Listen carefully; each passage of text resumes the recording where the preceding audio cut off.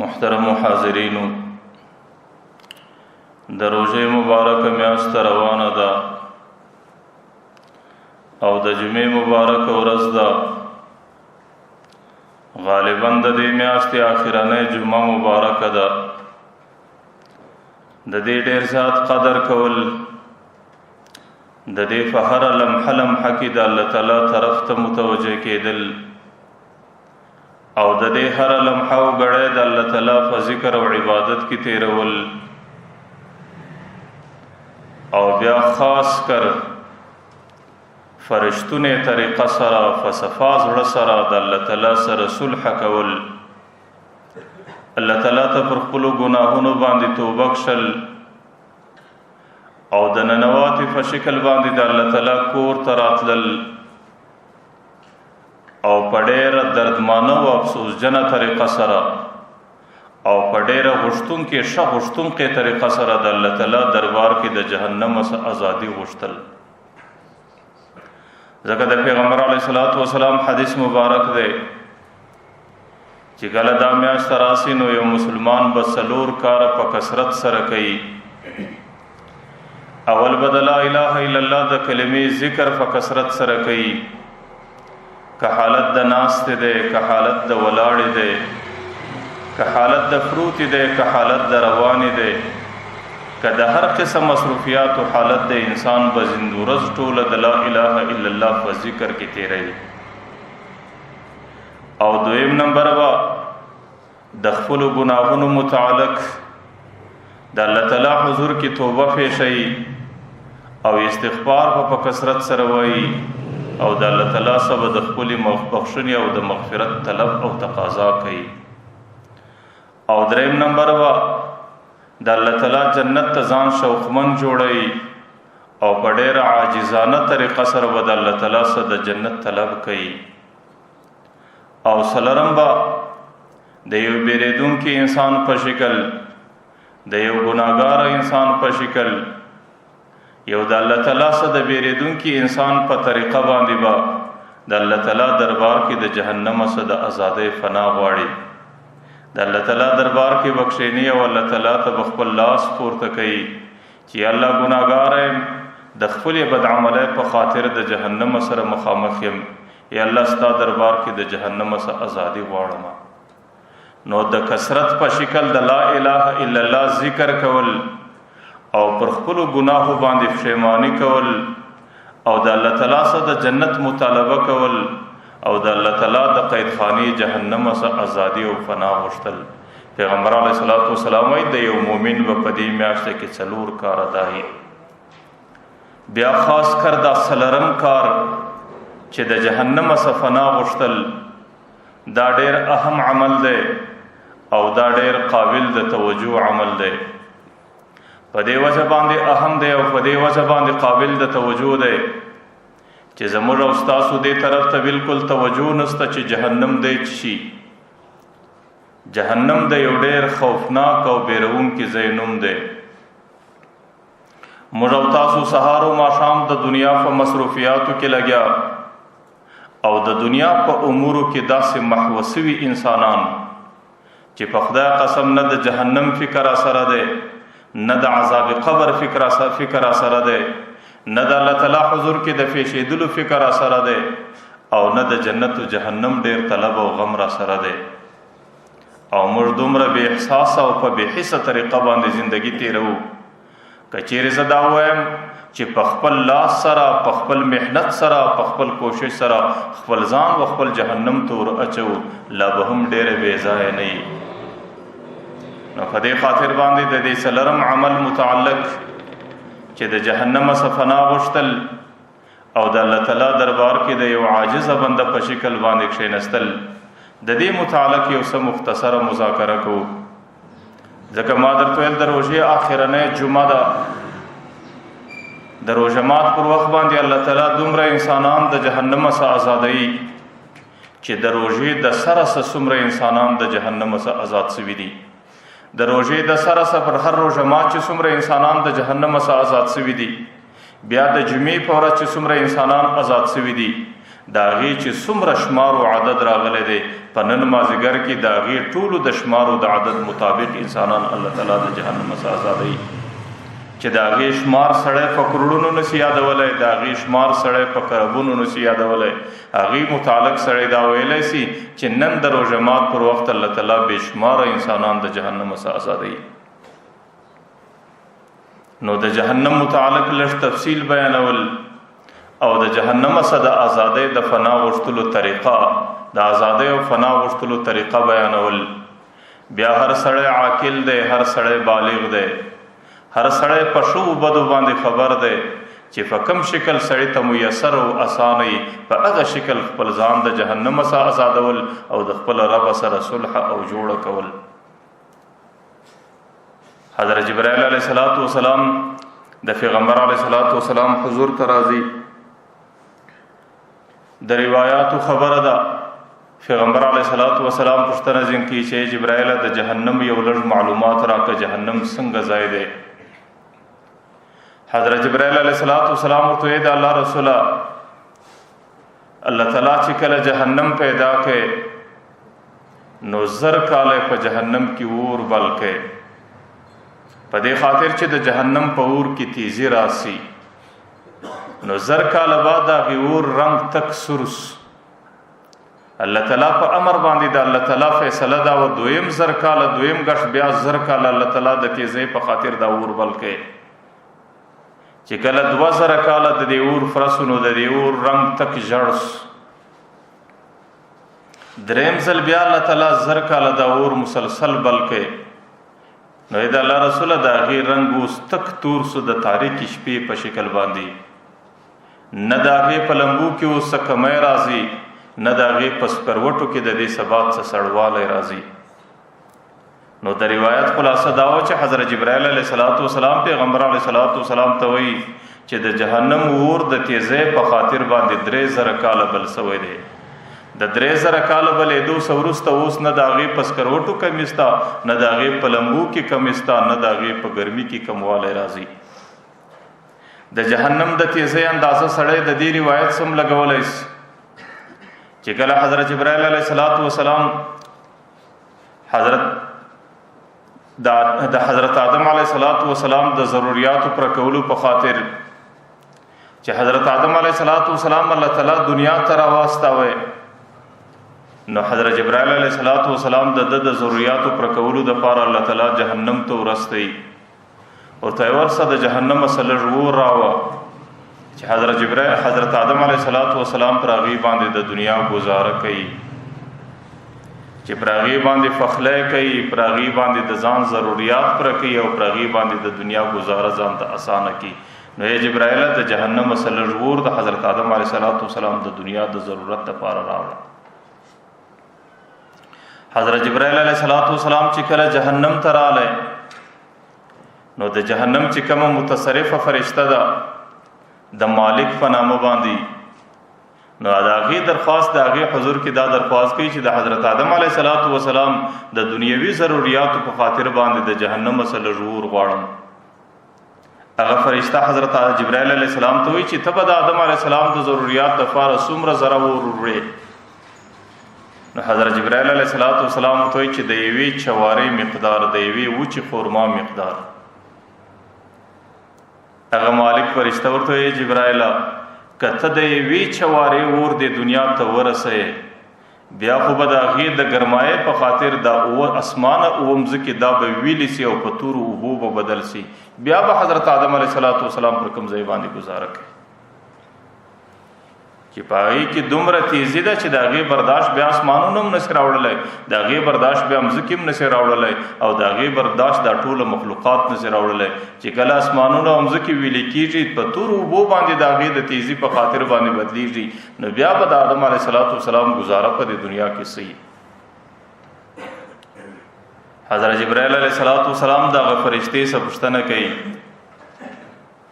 چې آخر څومره ور چې کله د اخیسا هغه فرشته بیا ورته وایي چې ای جبرائیل نو چې ته یو چواره ور نشې وړلی بیا به څومره وړې. نو حضرت جبرائیل علیه السلام ورته وایي د یوې چوارې د خرما د مندکې په مثال وراکه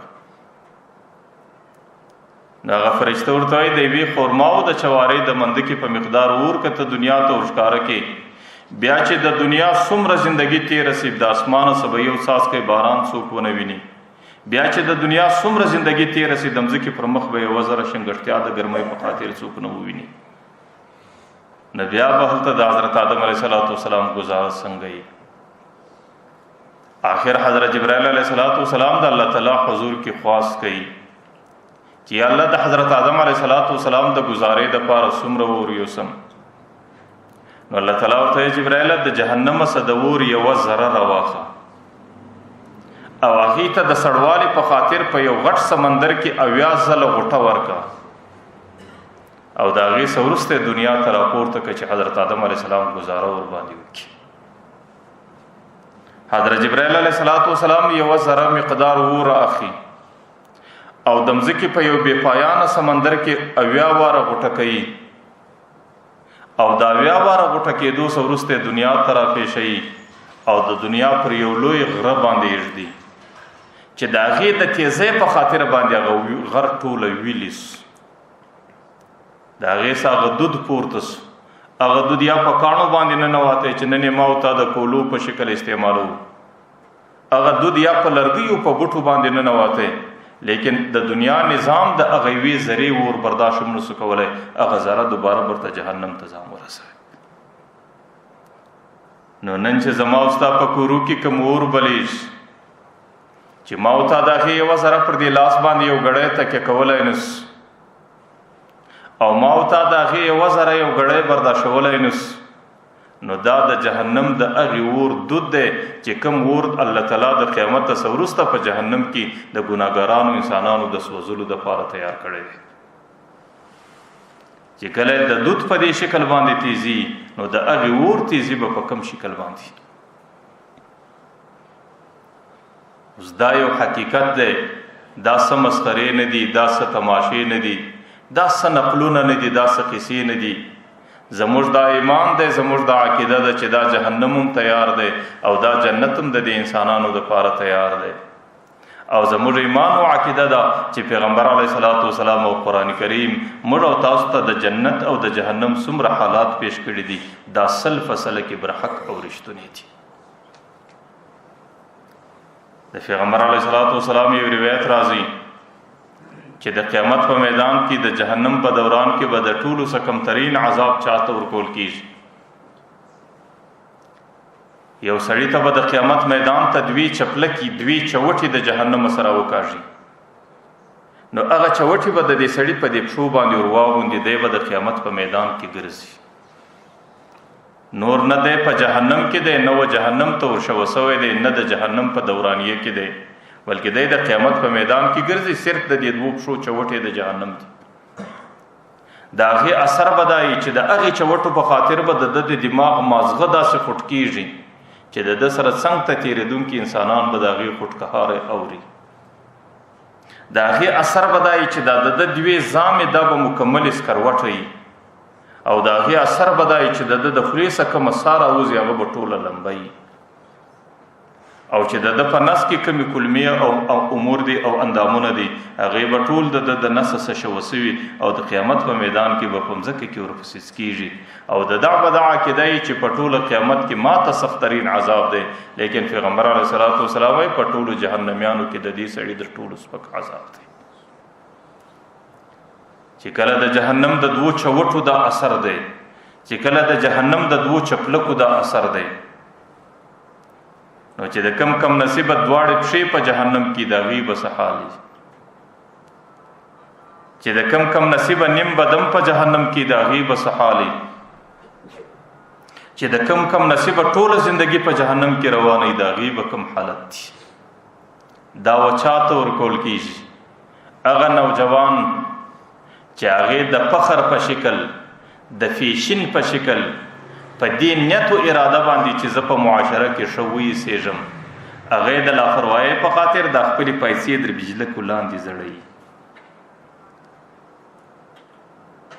یا په کور کې یا په مسجد کې یا په بازار کې یا په دفتر کې په هر ماحول کې چې ګورې په دې نیت باندې چې زه ښایسته وایسېږم او په دې باندې چې اوس پیشن دا دی او په دې باندې چې خلک ماته په یو ښه نظر باندې وګوري د فیشینو د رواج په خاطر باندې د پیسې در بجلکو کښته کول د هغې سزا به دا وي چې بیا به د قیامت په میدان کې د په پښو باندې د جهنم کروټ چپله کي او د هغې اثرات چې ما ستاسو مختفي شو د هغې به دا اثرات دي چې ما درته ویل د هغې په خاطر به د د سر مازغه فوټ کېږي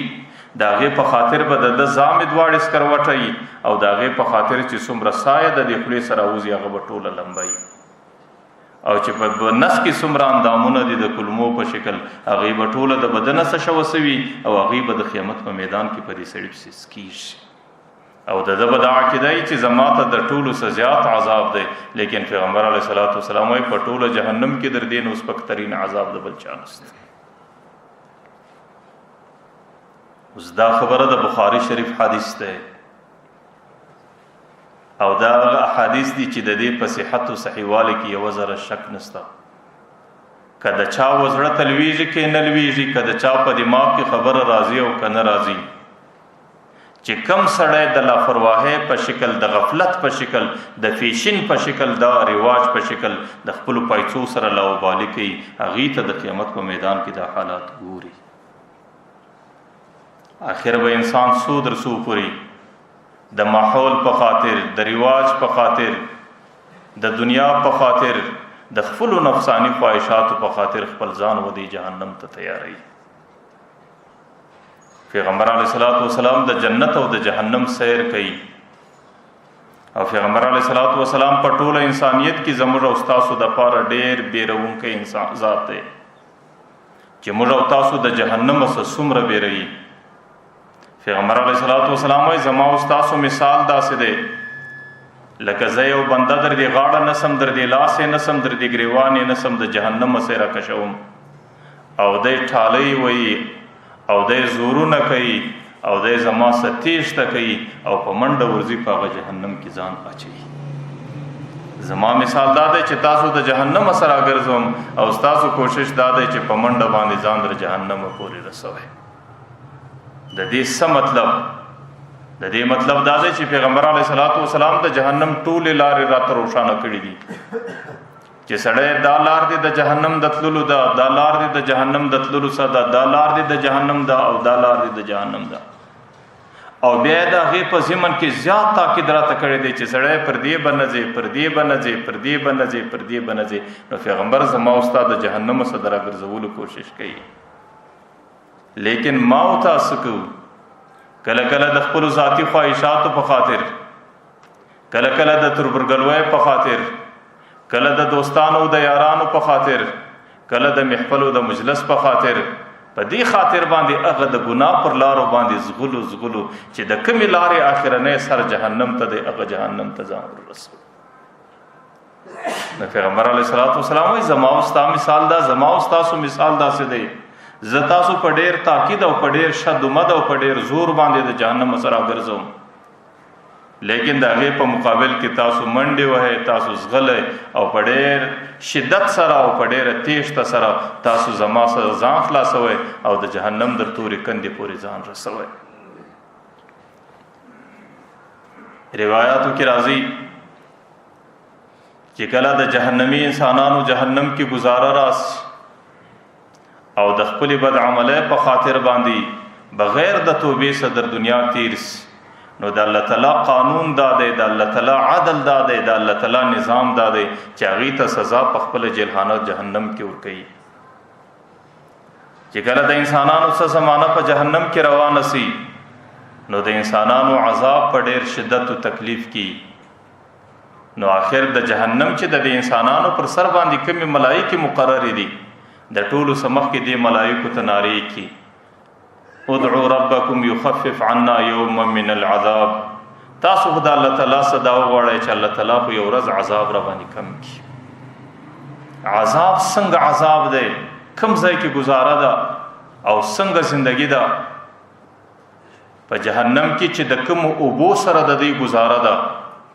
روایتو کې راځي چې دا غي یو غړف دی دنیا ته راښکارا کې چې په دنیا کې څومره سمندرونه دي دا غي د ګرمۍ په خاطر بټوله په جوش کې راس کله هغه جهنم یو وسکر وټه مقدار ور دی دنیا ته راښکارا کې د هغې د ګرمۍ په خاطر به دا اوه اسمان او مځکې دا ټوله ویلې او په تورو اوبو به بدل سي. اوس دا سکروټه د ده د خونې فرش هم دی، دا سکروټه د ده د خونې چت هم دی، دا سکروټه د ده د خونې چاردیواري هم ده او په دې کې د دې جهنمي استوګنه ده. روایاتو کې راځي که چیرې یو د ستنې د سپم مقدار د جهنم هوا د دنیا ته راښکاره سي، بیا به په دې ټوله دنیا کې ژوندی سره مخلوق هغې زندګي تیره نه کړي، ټول به د سوځلو تباهۍ سره مخامخ سي. لیکن جهنمی په دې جهنم کې څنګه ناست دی؟ دی چې په کومه کوټه د جهنم کې ناست دی، د روایاتو فتوا بق باندې د ده د یوې وژې صدر بلې وژې پورې دومره سور دی لکه درې شپې او ورځې چې یو تیزره و آس سفر کوي، دومره د دې جهنم د یوې جهنمي یوه وژه او بله وژه ده. او د ده په بدن کې چې کوم اندامونه دي، غاښ پیغمبر علیه صلات وسلام وایي چې د احد د غره مقدار دی، او روند د پیغمبر علیه صلات وسلام په قول باندې د بیضا د غره مقدار دی، او چې پر کوم مځک او د بدن پوست پیغمبر علیه صلات وسلام وایي 40 لاس دی، چې د دې لاس د بدن پنډوالی او د پوست صرف د دې پوست پنډوالی دونه دی، او چې پر کوم مځکه باندې دی ناست دی. یو روایت خدا دی چې هغې 3 میله مځکه ده، پر دا صرف د ده د ناستې ځای دی. او د حضرت عبدالله ابن عمر حدیث دا دی چې د هغې د ناستې ځای دومره مځکه ده لکه د مکې صدر مدینې پورې چې څومره مځکه ده. نو په دې شکل باندې جهنمی په جهنم کې استوګنه کوي او د جهنم د عذابو سره مخامخ دی. چې کله د جهنم زندگی ډیره ورته ترخه سي، نو دی د جهنمی ملائکو چې هغې د جهنمیانو پر عذاب ورکولو مسلط دي، نو دی د هغې پر نامه باندې نارې کړي، ورته ادعو ربکم یخفف عنا یوما من العذاب، تاسو د الله تعالی څه وغواړئ چې الله تعالی یو ورځ د عذاب را باندې کم کړي. هغه ملائکې به څه ورته وایي؟ الم یاتکم رسولکم بالبینات، تاسو ته د نن ورځې حالات په دنیا کې انسانانو نو بیان کړي، تاسو ته رسولان نو راغلي، تاسو ته علما نو راغلي، تاسو ته واعظین نو راغلي، تاسو د نن ورځو حالات هلته په دنیا کې نو اورېدلي. بیا ورته الم یاتکم نذیر، تاسو له یو بیرونکی نو راغلی چې تاسو یې د جهنم څخه بیرولي وای. دی ورته بلا قد جاءنا نذیر، موږ له یو بیرونکی راغلی فکذبنا، موږ به هغې ته په درواغجن باندې ویل، وقلنا ما نزل الله من شيء ان انتم الا في ضلال كبير، موږ ورته وی چې نه د اسمانه څخه کتاب راغلی دی، نه جنت سته نه جهنم سته، دا صرف ستاسو قصې دي، ستاسو کهانۍ دي. نو په دې خاطر موږ هغې ته توجه نور کوله. نو یو جهنمی پر بل باندې مخ راواړئ، قالوا لو كنا نسمع او نعقل، کاش په دنیا کې موږ هغه خبرې اورېدلی او موږ نن په دنیا کې هغه خبرې د دماغ ته شوه کولی، ما كنا فی اصحاب السعیر، نن به زموږ زندگی په دې جهنم کې نه وای. نو هغه ملائکه ورته الم یاتکم رسولکم بالبینات، ایا د دې حالاتو ذکر کوونکي انسانان دنیا کې تاسو ته نو پیښ شوي؟ نو دی ورته چې و موږ ته راغلي وو، خو موږ کله خبره اورېدله نه، او چې کله به مې واورېدله په دماغ کې مې دې خبرو ته ځای نه ورکوی. نو هغې به ورته فدعوا وما دعاء الکافرین الا فی ضلال، تاسو اوس نارې کوئ، تاسو چغې کوئ، تاسو فریادونه کوئ، تاسو بدې کوئ، ستاسو خبره څوک نه اوري، ستاسو فریاد څوک نه اوري، ستاسو د فریاد اورېدلو ته څوک تیار نه دی. چې کله د دې انسانانو د جهنمی ملائکو څخه تمه وخیږي، نو دویمه ناره د دوی دا د مالک فرشتې پر نامه باندې ده.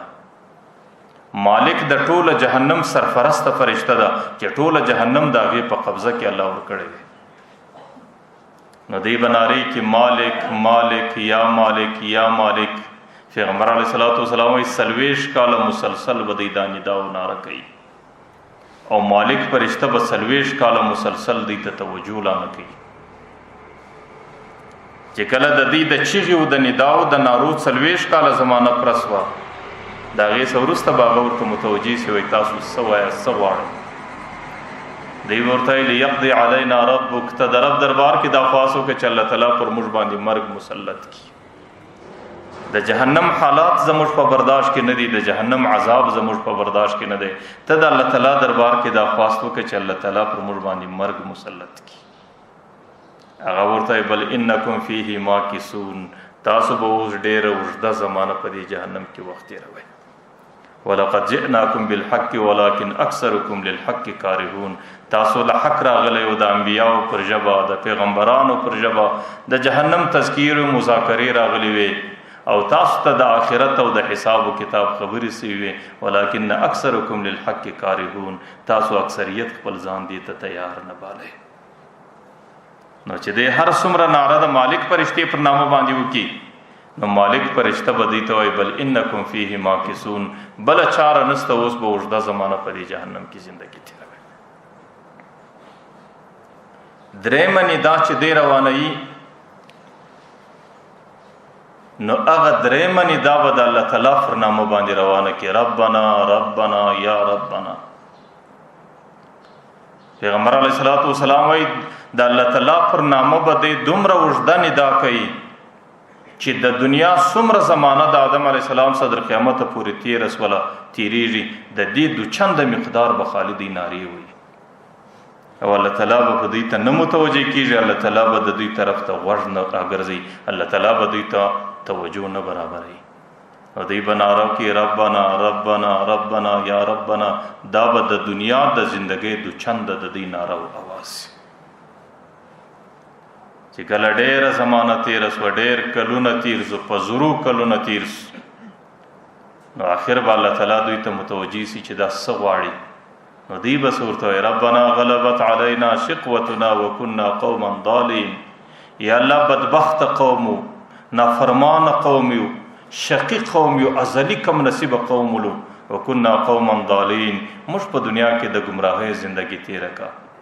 ربنا اخرجنا منها فإن عدنا فإنا ظالمون. یا الله تم یو ځل د جهنم څخه وباسه، تم یو ځل بیا دنیا له وروله، فإن عدنا که موږ دوباره دغسې ګناه وکړه نو فإنا ظالمون، بیا نو یقینا موږ له ظالمان یو. نو چې کله دی الله تعالی ته خپل فریاد پیش کی چې اخرجنا منها فإنا ظالمون، موږ ظالمان یو، یا الله موږ د دې څخه وباسه، موږ ګمراهان قوما ضالون یو، او که موږ دوباره دا ګناه وکړه نو یا الله موږ یقینا د جهنم سوځونکي انسانان یو. نو الله تعالی ورته اخسئوا فیها ولا تکلمون. دا د الله تعالی د جهنميانو سره اخرنۍ وینا ده. الله تعالی ورته پړ مخې دی جهنم کې پریوځي، ولا تکلمون، د دې بعد چې بیا خبره ونه کوي. د هغې څه وروسته بیا ملایکې د انسانان راپورته کړي او بیا به د جهنم په کوټو باندې ننباسي چې ما درته وی د هغې چت هم د اور دی، د هغې فرش هم د اور دی، د هغې چاردواري ټوله د اور جوړه ده. او چې کله په دې کوټو باندې ننواسي نو د دې به یو قسم بڼهاری راوځي. قرآن کریم وایي لهم فیها زفیر و شهیق. زفیر خر چې کله د حمار چې کله د خولې څخه اول اواز راوځي، د هغې اوله ابتدا ته زفیر وایي، هغه اواز چې ختمیږي دې ته شهیق وایي په عربي کې. نو د دې به د هغه حیوانانو غوندې اوازونه او د هغې بڼهاری او د هغې انګولاوې د دې دروازو څخه د جهنم د کوټو سره راوځي. حضرت قتاده رضی الله عنه به وی ای قومه، ای انسانانو، د دې جهنم څه فنا در سره ده، د دې سزا په څه خلاصوئ؟ ایا پر دې جهنم باندې صبر کولای سئ؟ ایا د دې برداشت کولای سئ؟ که چیرې د جهنم څه فنا نسته در سره او د جهنم د دې حالاتو برداشت نسئ کولای، نو د خدای په خاطر باندې د الله تعالی عبادت په دنیا کې ډېر اسانه دی. راسئ د الله تعالی عبادت ته متوجه سئ او د الله تعالی د عبادت په خاطر د جهنم د دې حالاتو څخه ځان وګورئ. جهنميان چې کله په زرګونو زمانه او ډېره اوږده زمانه هغه د جهنم په کوټو کې تیره کی، نو د دې به دا عقیده سي چې په دنیا کې چې به کوم مشکل پر موږ باندې رالی نو هغه مشکل به موږ په صبر باندې حل کاوه. راسه ندا بنکو، نعرې بنکو، فریاد بنکو، پر دې حالاتو باندې به صبر او برداشت وکړو. د صبر په خاطر به زموږ سره خبره اسانه سي، ځکه الصبر مفتاح الفرج، د هر مشکل کلی هغه صبر ده. نو په صبر به موږ ته د جهنم حالات اسانه سي. نو بیا به زر کاله مسلسل دی د جهنم پر دی حالاتو باندې صبر کوي. لیکن د صبر په بدل کې به د هغې په عذاب کې یوه ذره کمی نه راسي. نو آخر به د ځان سره فیصلې کې سواء علینا اجزعنا ام صبرنا ما لنا من محیص. اوسو که موږ جزع او فزع کوو، که غم کوو، که نارې کوو او که صبر کوو، زموږ دپاره د دې جهنم څخه خلاصوالی نشته. د هغې څه وروسته به بیا نارې کې الله تعالی به د فرشتو په ذریعه باندې د جهنم د کوټو سره وباسي. نو دوی به د جهنم په دورانیه او میدان کې ډېرې چیغې وایي. الله تعالی د دوی سره کلام نه کوي، الله تعالی د دوی پوښتنه د ملایکو څخه کوي. نو الله تعالی به ملایکو ته وایي دی بندگانو څه تمنا ده، څه غواړي؟ نو هغوی به ورته وایي الله ستا په علم کې ډېره ښکاره ده، تا ته در معلومه ده چې دا د تندې شکایت کوي او دا د اوبو طلب کوي او دا د تندې څه چیغې وایي. نو الله تعالی به د جهنم پر سر باندې یو سره وریځ راولي. هغه سره وریځ به د جهنم پر سر باندې ودرېږي. د دوی به عقیده داسې چې د دې وریځې سبب پر موږ باندې باران راځي، د دې سبب پر موږ یخه هوا راځي. لیکن د الله تعالی د قدرت په خاطر به د هغې وریځې سره پر دې انسانانو باندې داسې ماران، داسې لړمان راوورېږي چې د هغې لړم په یو نیش باندې به زر کاله دی په درد کې پرله اوړي. چې کله زر کاله زمانه ور باندې تېره سي نو د هغې لړم د نیش زار لږ آرام سي. نو دویم ځل به د دې پر سر باندې الله تعالی توره وریځ راولي. نو د هغې تورې ورځې متعلق به د دې دا عقیده وي چې یاره د دې تورې ورځې څه به پر موږ باندې باران کېږي، ځکه دنیا کې عادت د الله تعالی دا و چې د تورې ورځې په خاطر الله تعالی پر انسانانو باران کوي. لیکن هغه توره ورځ کې به دا اثر چې د هغې په خاطر به الله تعالی پر د انسانانو باندې د داسې اژدها مارانو باران وکړي چې د هغې په یو نیش باندې به بیا زر کاله دی پرله اوړي. د هغې درد او د هغې تکلیف به بیا دی په بدن کې په زرو کلونو محسوسوي. الله تعالی دا موږ نه وایي، الله تعالی قرآن کریم کې وایي زدناهم عذابا فوق العذاب بما كانوا یفسدون. چې کوم فساد یې کوئ، کوم فسق یې کوئ، د هغې په خاطر به الله تعالی یو عذاب په بل ور بدلوي، یو عذاب په بل ور بدلوي، یو عذاب په بل. نو دا به پر دې انسانانو د جهنم زندگی او هغه سړی چې بغیر د توبې سره په ګناه باندې ککړ د دنیا ستیر سو او د قبر تورې کندې لورلی. بیا خو ما درته وی د قبر توره کنده صرف کنده نه ده، دا هم د الله تعالی د عذابونو سمندر دی چې هلته به داسې حالات ما لا عین رأت ولا اذن سمعت ولا خطر على قلب امرئ چې هغه حالات به نه سترګو لیدلي، نه به غوږو اورېدلي، نه به د انسان په دل و دماغ کې د هغې تصور و فکر راغلی. چې کله د قبر د تورې کندې سره پورته سي د قیامت په میدان کې د حساب و کتاب رسوایی و ذلت، چې کله د حساب و کتاب دورانیت تیره سي بیا د جهنم په میدان کې او د جهنم په دوران کې بیا عذاب او د هغې دپاره بدترین ساعت. دا د الله تعالی قانون دی، دا د الله تعالی فیصله ده. زمنم د الله تعالی رحم دی، لیکن د الله تعالی رحم شاذ دی په دې خاطر چې د هغې مورد معلوم نه دی چې د الله تعالی رحم به پر چا راځي او پر چا به نه راځي. لیکن د الله تعالی ضابطه او قاعده دا ده چې کوم سړی په ګناه باندې لړلی د دنیا سره رخصت سو بیا به الله تعالی هغې ته د جهنم په دې دورانیه کې سزا او عذاب ضرور ورکوي. نو د جهنم څخه د فنا غوښتلو په خاطر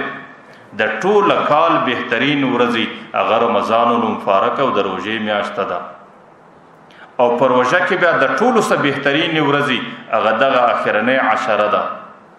او په دې اخرنۍ عشره کې د ټولو څخه بهترین ورځ د نن مازدیګر ورځ ده. چې کله د روژه مات وخت راځي د اولې روژې څخه ونیسئ بیا در دې اوسه پورې چې پر هر روژه مات څومره انسانان آزاد سوي د جهنم څخه دي، او د تیرو جمعو په مازدیګرو چې څومره انسانان د جهنم څخه آزاد سوي دي د هغو ټولو په مقدار او د هغې په اندازه باندې صرف الله تعالی په نن مازدیګر کې انسانان د جهنم څخه آزادوي. ما مخکې درته ویل که د هغې عدد موږ او تاسو په عربونو یاد کړو، که د هغې عدد موږ او تاسو په کربونو یاد کړو، لیکن د الله تعالی په علم کې چې څومره انسانان دي هغومره انسانان به په نن مازدیګر کې د جهنم څخه آزادېږي. لیکن څنګه به آزادېږي؟ د چا ازادي به وي؟ د هغه چا ازادي به وي چې هغې د نن مازدیګر په دورانیه کې د خپل رب سره صلح وکړي. فخدای قسم د الله تعالی د خپل عرش پر فضا باندې نن د دې بندگانو وصول حتی په انتظار باندې ناست دی چې زما کم بنده به زما سره جوړه کوي، زما کم بنده به ما ته راوړاندې کیږي او زما کم بنده به ما ته راپېښېږي. الله تعالی وایي بنده زه ستا د توبې په انتظار ناست یم. من تقرب الیه شبرا، چې ته کله یو لویشت راوځ کېږې نو تقربت الیه باعا، زه دا یو لیڅ درس کېږم. ومن تقرب الیه باعا تقربت الیه ذراعا، چې کله یو لیڅ پې راوځ کېږې الله تعالی وایي زه یو ګز درس کېږم. منتان یمشي، که ته پر دې پیدل زما پر طرف باندې را روان سې اتیتو که هر ولا زه په منډه ستا مخ له درځم او تا په دې خپل بلا کیف او بلا قدرت په دې خپل غیږ پورې نسم، په دې خاطر او ستا توبه قبلوم او تا د جهنم سنن آزادوم. نو فنن مازیګر کې چې څومره انسانان د جهنم څخه آزادیږي دا غالبا په کال 12 میاشتې کې داسې د آزادۍ موقع، داسې د آزادۍ سیزن پر انسانانو باندې نه راځي. نو نیکبخت انسانان او خوش قسمت انسانان او د سعادت و نیکبختی ډک انسانان هغه دي چې پر هغې باندې دا ورځ هم په غفلت کې تېره نسي. په نن مازدیګر کې د خپل رب سره صلح کول، د خپل رب دربار کې د ننواتې په شکل باندې کښېنستل او د خپلو ګناهو اقرار کول او پر خپلو ګناهو باندې د خپل رب څخه خپل مغفرت طلبول. نو د نن مازدیګر د جهنم ازادي دا د الله تعالی دربار کې په توبه پیښولو باندې کېږي. لیکن ما مخکې درته ویلي وو چې توبه څه ته وایي.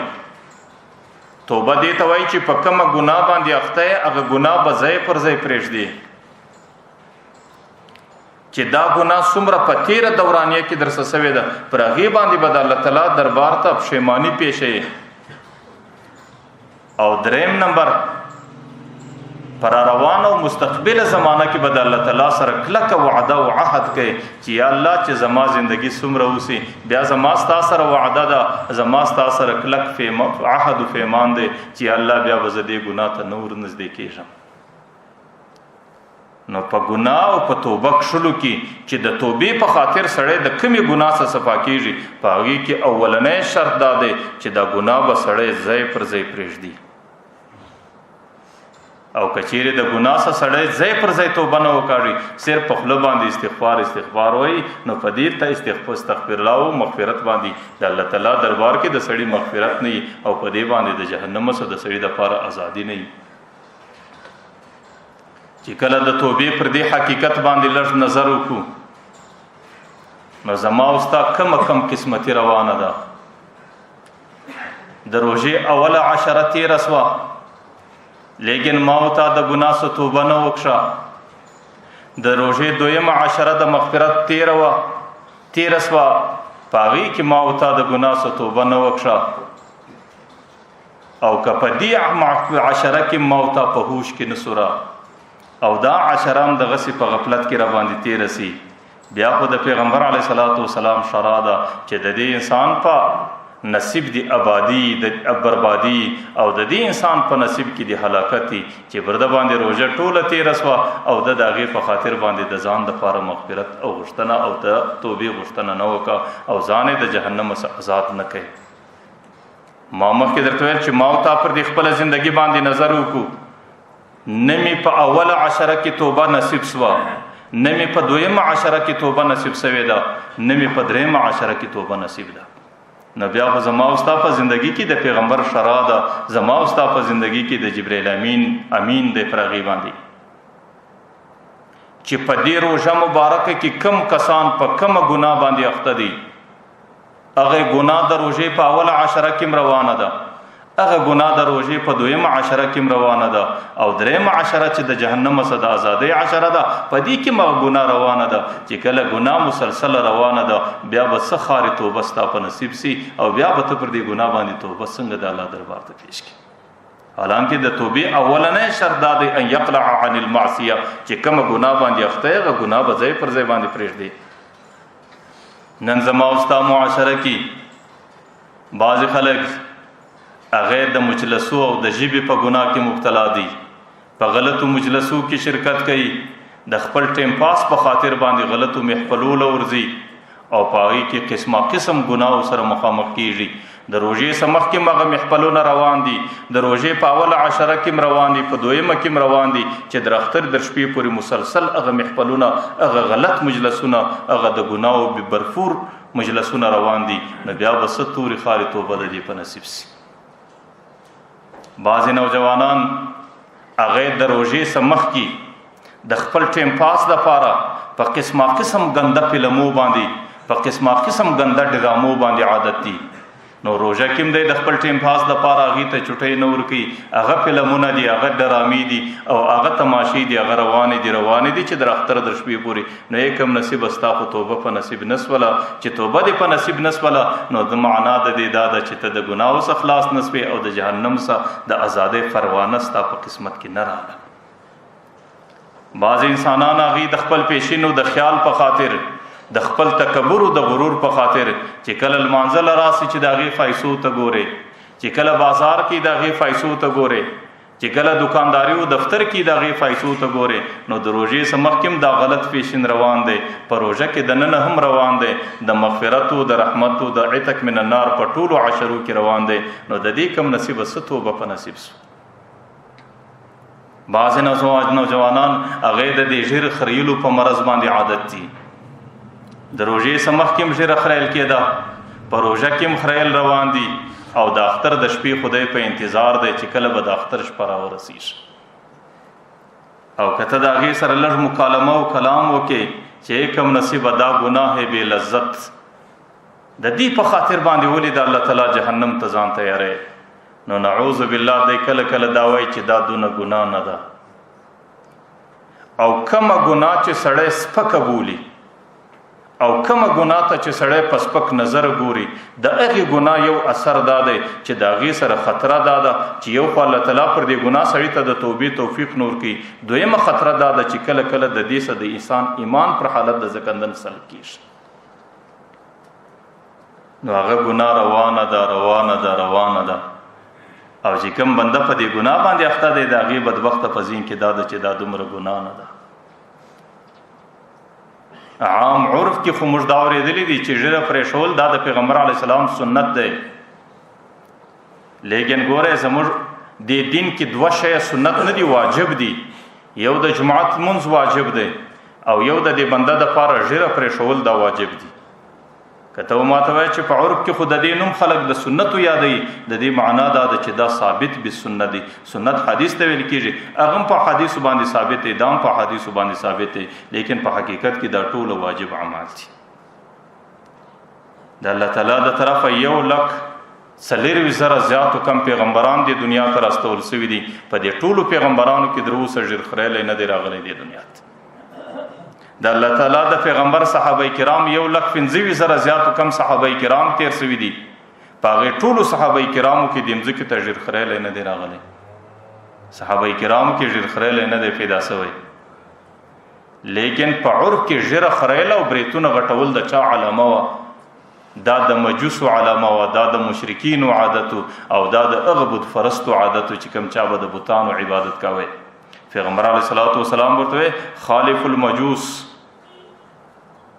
اوفر اللحى وحف الشوارب، تاسو د مجوسو مخالفت کوئ، تاسو زما امت یاست. هغې به ژیرې خریلې، بریتونه به یې غټول، تاسو به بریتونه کشني کوئ او د هغې په مقابل کې به ژیره غټوئ، او دا د مجوسو عادت به د خپله ځانه څخه باسئ. پیغمبر علیه الصلاة والسلام وایي من لم یاخذ من شاربه، چې کوم سړی بریت نه پورته کوي او بریت او ژیره نه لویوي، نو فلیس منا. یو روایت خدا دی فلیس من دیننا، زموږ په دین کې نه دی. پیغمبر وایي فلیس من امتنا، زموږ په امت کې نه دی. فلیس من اعمالنا، زموږ په اعمالو کې چې کوم د مسلمانانو اعمال دي په هغې کې دا سړی داخل نه دی. زه دا وایم چې تاسو د دې یوې اندازه ولګوئ، د دې نفع تاسو په خارج کې وګورئ چې د دې فایده څه ده، لیکن د دې عذاب ته ګورئ. فقها در دې ځای تللي دي چې کوم سړی په دې مرض باندې اخته دی، نو اوله سزا دا ده چې لا یجد شفاعتي، د پیغمبر د شفاعت حق په آخرت کې نه لري. زموږ سره صرافات دي، زما او ستا کوم ټوټه فوټه اعمال دي، په خدای قسم که الله تعالی د یوې ورځې حساب را سره وکړي د ټولې جهنمي زندګۍ دپاره مې کفایت کوي.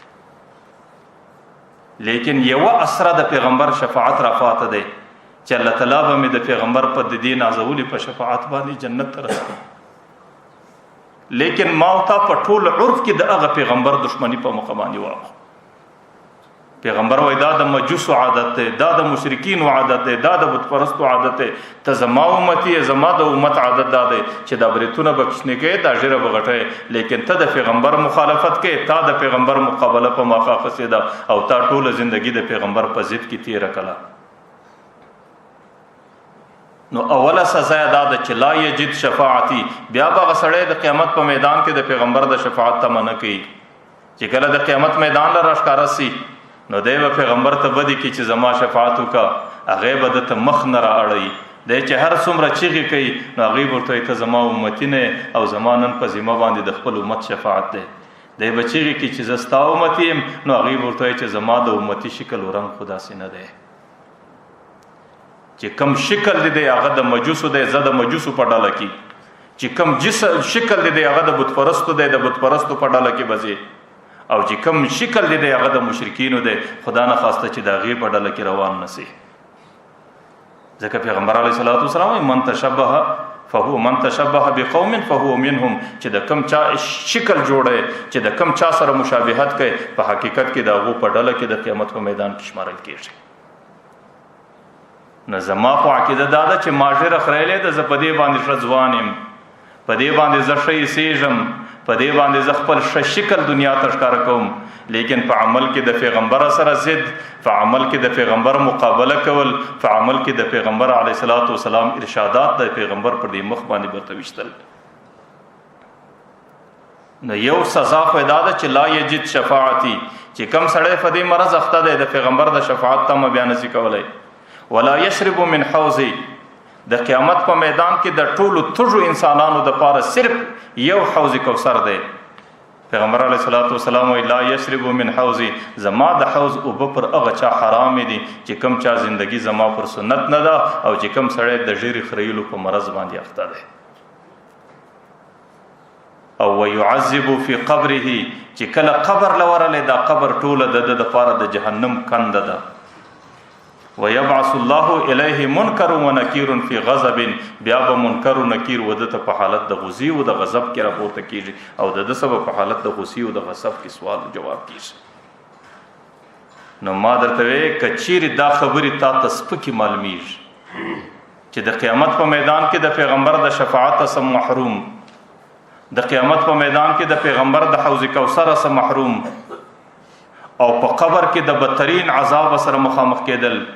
او نکر و منکر سوال و کتاب لرا پیشیدل په داسې شکل کې چې هغه په حالت د غصې او د غضب کې کچېره تا ته په دماغ کې د سپکې در معلومیږي، بیا خو به زدا درته چې تاسو ته د جهنم زندگی مسپکه ده، نو بیا خپل عمل جاری ساتئ چې په کوم شکل جاری ساتئ. نو د خدای په خاطر باندې لږ په هوش کې راسئ. دا زندگی روانه ده، دا زندگی بے مقصد نه ده،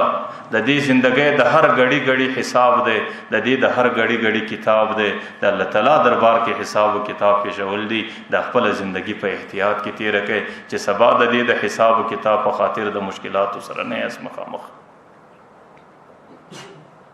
نن په دې اعمالو باندې ما درته ویل ته د چا مقابله کوي، ته د پیغمبر علیه الصلاۃ والسلام مقابله کوي چې هغه ټول زندگی ستا په خاطر په جړاو کې تیر کړه، چې هغه د قیامت په میدان کې ټول انبیاء کرام د نفسي نارې کوي چې الله زما ځان را بچاو کا. د پیغمبر علیه الصلاۃ والسلام د محبت په خاطر د هغه خپل ځان یې دی، هغه د نفسي بجای د امتی چې وي. ته د هغه د شپې حالات وګوره، ته د هغه د ورځې حالات وګوره چې د هغه ټول خپل خاندان په کربلا کې هغه د دشمن په تور باندې ټوکړه سولو، لیکن د هغه د بچاو د پاره پیغمبر جړا نه وکړه، لیکن د خپل امت د پاره پیغمبر شپه ورځ ټول په جړا کې تیر کړه. نن د امت هغه وفا ده، نن د امت هغه وفا د پیغمبر سره ده، نن د امت هغه نزدېکت د پیغمبر سره ده، نن د امت هغه شادي د پیغمبر چې هغه په ټوله ژوندۍ کې د کفارو مقابله نه واغسته، د مجوسو مقابله نه واغسته، هغه د مجوسو په صفو په شکل کې د پیغمبر مقابله ته ودرېد. فیضی شاعر زکل کله تاسو ته قصه بیانوم. فیضی شاعر په ایران کې ډېر لوی شاعر تیر الله تعالی ډېر لوی علم ورکړی د هغې د قرآن کریم یو تفسیر ولیکئ، ټوله تفسیر کې د قرآن کریم نقطه او ټکی نه کوي استعمال، بغیر د نقاطو د ټکو د قرآن کریم بهترین مقاصد ادا کړو. د هغې نوم یې کښې شوی سواطع الالهام، په دې نامه کې لا د ټکي والا حرف نه راوی. یو عالم چې په هندوستان کې د فیضي شاعر تفسیر وکاته، نو هغه په دې کې حیران سو چې الله تعالی دې ته څومره علم ورکړی دی، د دې کم قسم ذکاوت دی، د دې کم قسم ذهانت دی. او فیضي شاعر په تصوف کې ډېر زیاتو، او د ټوله تفسیر د قرآن کریم ټول آیاتونه د تصوف په شکل د تفسیر اصل بریزلو. نو عالم په هندوستان کې ډېر په حیرت کې دی چې الله تعالی دا څنګه انسان پیدا کړی دی، د دې بنده څنګه دماغ دی، او د دې بنده کم عقل او کم پوهنه ده. نو د هندوستان څخه په دې نیت باندې را روان سو ایران لا چې زه به یو ځل فیضي شاعر وینم چې دا څنګه انسان دی. دې ته الله تعالی څومره پوهنه او څومره تدبر ورکړی دی چې کله ایران ته راورسېدی نو پوښتنه پر پوښتنه باندې راځي د فیضي شاعر کلي ته ځان راورسوی. چې کله کلي ته رالی نو فیضي شاعر کور یې پیدا کړ. نو دې کور کې معلومات وکړي چې فیضي شاعر به چیرې، نو هغې ورته ویل چې هغې حمام له تللی دی او حمام کې حجامت جوړوي. چې کله فیضي شاعر حمام له ورلی، نو چې کله هغه عالم د فیضي شاعر په طلب کې حمام له ورلی، نو که ګوري فیضي شاعر د امام په چوکۍ کې ناست دی، دا ژیره خوري. هغه عالم چې دې ته وکتل، د دې فیضي شاعر علم ته وکتل، عمل ته وکتل، د ډېره افسوس سه د دې سترګو سه اوښکې راتوس. مره په ډېر تعجب کې ورته هغه ریشمې ته راشي، ورته هغه ته ژیره خوري، هغه ورته بلې ریشمې ته راشم، ولیکن دل مسلمان نه مې خراشم. اسلام دا نه دی چې زه ژیره خورم یا نه خورم، دا زما ذاتي عمل دی. اسلام دا دی چې زه چاته تکلیف نه ورسوم، نو زه ژیره خورم ولیکن دل مسلمان نه مې خراشم، د مسلمان زړه ته تکلیف نه ورسوم. هغه څه ورته وایي هغه عالم، هغه ورته به خدا دل رسول الله مې خراشي، په خدای قسم د مسلمان زړه خو نه زیری، د رسول الله زړه ته تکلیف ورسوي، د رسول الله زړه زیری، د رسول الله زړه زخمی کوي. ما مخکې درته ویل چې کم نوجوان دا په نر پر دې مخ باندې راکشي، په خدای قسم ظاهرا د ده پر مخ دی، په باطن کې د رسول الله پر زړه باندې راکشيږي.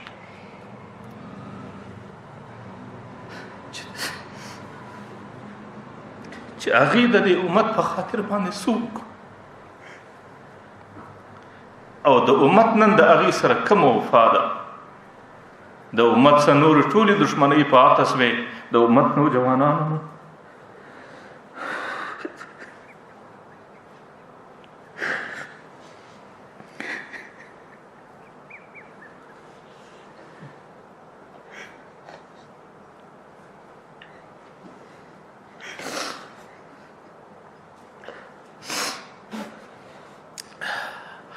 د امت نوجوانانو نن په کم شکلونه جوړ کړي دي، او د امت نوجوانانو نن د پیغمبر علیه السلام دښمني په مخ اخیستې ده. نو ما درته وی چې بس ته ډېره وسوه، راسئ الله تعالی ته توبه وباسئ پر دې خپلو اعمالو باندې، د خپل رب سره صلح وکئ، د خپل رسول او د خپل نبی سره وفا وکئ، چې سبا د قیامت په میدان کې هغې ستا د شفاعت بندوبست وکړي، چې سبا د قیامت په میدان کې ستا د هغې د حوض کوثر اوبه په نصیب سي، چې سبا د قبر توره کند ستا دپاره د جهنت یو منظره سي، او چې د هغه رقم نکر و منکر تاله راځي هغې په حالت د خوشحالۍ کې، په حالت د رحب او د سایې کې او د شفقت کې ستا سره حساب و کتاب کوي. ټولې ورځې تېرې شوې، ټولې شپې تېرې شوې، د روژې مبارکه میاشت راله، او د روژې مبارکه میاشت هغې د یوې ورځې او د دوو ورځو میلمنه پاته ده. او زما او ستا چې په ټوله روژه کې په کوم شکل اعمال روان دي، نن هم هغسې روان دي. نو توبه مې نه وکړه، آخر به کله توبه کاږو، آخر به د خپل رب سره کله صلح کوو، آخر به د خپل رب سره کله قرب و نزدېکت طلبو. نو په دې خاطر باندې د خپل رب سره توبه کول، د جمعې مبارکه ورځ د مازدیګر په وخت کې د خپل رب سره عهد او وعده کول، او خپل رب ته په دې شکل باندې کښېنستل، د ننواتې په شکل باندې ورتلل او خپل رب ته خپل عذر پر تیر ګناه باندې پیښول چې الله په نادانی کې راسه وسوه، په ناپوهي کې راسه وسوه، یا الله نور ګناه نه کوم، در تیر ګناه ته راکتیر سي. نو بیا خو چې کومه ګناه در څه سوې ده د هغې په خاطر باندې الله تعالی ستا سره محبت کوي، هغه ګناه در معافوي، هغه ګناه دې د عملنامې څخه داسې لرې کوي لکه سړی چې د مور څه پیدا سوی. تاسو زما خبره بده مه محسوسوئ. بعضې نوجوانان هغې د روژې په دورانیه کې لږ ژره پرې شي او په دې انتظار باندې دی چې کله به د اختر شپه را رسیږي او بیا به زما پر دې ژره باندې او بیا به د اختر په مبارکه شپه زه د رسول الله پر زړه باندې چاړه چلوم. نو هغې ته دا وایم چې دا توبه نه ده، نعوذ بالله، دا د الله تعالی سره مذاق و مسخرې دي چې کومو خلکو ژیره وخریله الله تعالی هغې ته دومره په غصه او غضب کې نه راځي لکه ته چې د الله تعالی په توبه باندې د الله تعالی په ګناهونو باندې او د توبې په شکل د الله تعالی سره مذاق و مسخرې کوي. صرف الله تعالی په دې باندې دوکه کوي، الله تعالی په دې باندې خطا کوي چې ما خو په روژه کې ژیره پرېښې ده او لیکن په دې انتظار باندې ورته ناست دی چې زه به د اختر په شپه باندې ژیره خریم. دا توبه نه ده، دا صرف مذاق دی، دا صرف مسخرې دي او دا د الله تعالی د غضب او د الله تعالی د قهر مورد ځان جوړول دي. ځکه توبه دې ته وایي وان یعزم عزما جازما ان لا یعود الیها، د ځان سره به دې کلکه فیصله دی چې آینده زه دا عمل بیا نه کوم. د دې ډیره خطرناکه خبره دا ده، تاسو دې خبره ته لږ فکر وکړئ. د بخاري شریف روایت دی، پیغمبر علیه الصلاۃ والسلام وایي لا یزنی زانی حین یزنی وهو مؤمن، زناکار په داسې حال کې زنا نه کوي چې دی صاحب ایمانی. حضرت عبدالله ابن عباس را نقل کوي لا یقتل المؤمن حین یقتل وهو مؤمن، مؤمن په داسې حال کې قتل نه کوي چې په ده کې ایمان پاتې. او لا یشرب الشارب حین یشرب وهو مؤمن، شرابخور په داسې حال کې شراب نشي خوړلی چې په ده کې ایمان پاتې. حضرت عکرمه د عبدالله ابن عباس شاګرد دی، ما ورته ویل چې ایمان نسته نو ایمان څه سلو؟ نو هغه راته ویل چې انه ینزع من، هغه ایمان د دې بنده څخه پورته سي. په حالت د زنا کې د ایمان د سایوان پر شکل پر سر ورته ولاړي، که په دغه حالت کې پر د باندې مرګ راسي دی بې ایمان ولاړی. په حالت د ایمان کې د قاتل سره د ایمان د سایوان په شکل پر سر ولاړي او په حالت د شرابو کې د ایمان د شرابخور پر دې سر باندې سربیر ورته ولاړي. که په دغه حالاتو کې پر د باندې مرګ رالی دا سړی بغیر د ایمانه در دنیا تیر. حضرت عکرمه وایي ما د عبدالله ابن عباس پوښتنه وکړه چې ایمان یې څه سي؟ ده راته وویل چې انه ینزع منه، هغه ایمان ځینې پورته سي. ما ورته وویل کیف ینزع منه، ایمان څنګه ځینې پورته کېږي؟ ده راته وویل هکذا، دا ګوتې داسې پله کې ونیوې، ثم شبک بین اصابع، دا ګوت په مابین کې تشبیک وکړي. تشبیک دې ته وایي دا ګوتې داسې پله کې اچول. دا ایمان دی، دا بنده دی، داسې پله کې مښتې دي. لیکن چې کله دی ګناه کوي د ګناه په حالت کې وفرج بین اصابع، دا ګوتې داسې زله وغوړولې، ول ایمان دې طرف ته ولاړ سي، بنده دې طرف ته ولاړ سي. ثم اذا تاب، چې کله پر دې توبه باندې پر دې ګناه باندې توبه وکړي نو عاد الیه. عبدالله ابن عباس دا ګوتې برته سره راوړي، دا ایمان برته سړي له داسې راس. نو بعض محدثین د امام بخاری څخه سیوا بعض محدثین پر دې باندې دي چې د ګناه په وخت کې د سړي سه ایمان پورته کیږي. بعض محدثین وایي چې دا دغه ګناه او اثر دی چې کومې ګناوې په حدیث کې تېرې سوي دي، لیکن یوه ډېره لویه ډله د محدثینو پر دې ده چې دا د هرې ګناه اثر دی. پیغمبر علیه الصلاۃ والسلام صرف دا دوې درې ګناوې به طور تمثیل ذکر کړي دي چې د دې ګناه په وخت کې د سړي سه ایمان پورته کیږي، ورنه د هرې ګناه اثر دا دی چې د سړي سه ایمان پورته کوي. نو ګوره زما عقیده خدا ده چې زنا په دې ګناو کې اسانه ګناه په دې خاطر ده چې د هغې دورانیه ډېره کمه ده، یو صدقه ایمان در څه پورته سو برته در باندې راورسېده. قتل دا اسانه ګناه ده، ځکه د هغې په وجه ایمان در څه پورته سو چې قتل وسو دوباره برته رالی، ځکه د قتل په دوران کې ایمان نو. نو که خدا نه خواسته د هرې ګناه په دا خاصیت چې د هغې په خاطر باندې د سړي سه ایمان پورته کېږي، بیا خو افل لکم، بیا ستاسو په نصیب تباهي ده، په خدای قسم ستاسو په نصیب بربادي ده چې کم خلک د ژیرې په مرض اخته دي د هغو هلاکت په نصیب دی. هغه بدبخته بیا پر لمانځه باندې ولاړ دی، ایمان پر سر ورته ولاړ دی. هغه بدبخته چې بیا شپه څومره تیری په خوب کې بیده دی ټوله شپه په ګناه کې.